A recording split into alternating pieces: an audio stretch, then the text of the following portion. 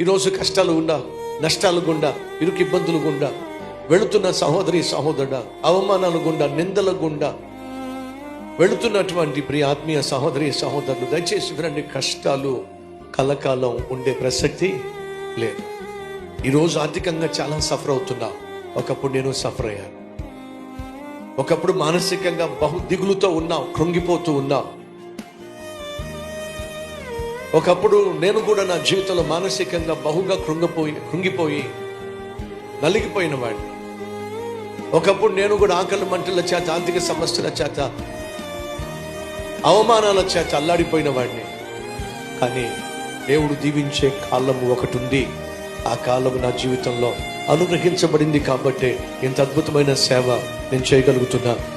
సతీష్ కుమార్ సేవిస్తుంది యెహోవాను. ఆ యెహోవాయే సతీష్ కుమార్ను ఈ రీతిగా దీవించినట్లయితే అదే దేవుణ్ణి సేవిస్తున్న నిన్నో నా దేవుడు దీవించకుండా ఎలా ఉంటాడో మర్చిపోకండి. నీ జీవితంలో ఇప్పుడు నువ్వు వెయిట్ చేస్తున్నావు, నిరీక్షిస్తున్నావు, ఓర్పు సహనంతో నీకున్న పరిస్థితులను తట్టుకుంటున్నావు. కొంచెం కాలం శ్రమపడిన తరువాత దేవుడే నీ పక్షాన వ్యాజ్యమాడతాడు, నీ కన్నీళ్లు తుడుస్తాడు, మంచి రోజులు రానే ఇస్తాడు. విశ్వసించాల్సిందిగా కోరుతూ ఉన్నాను.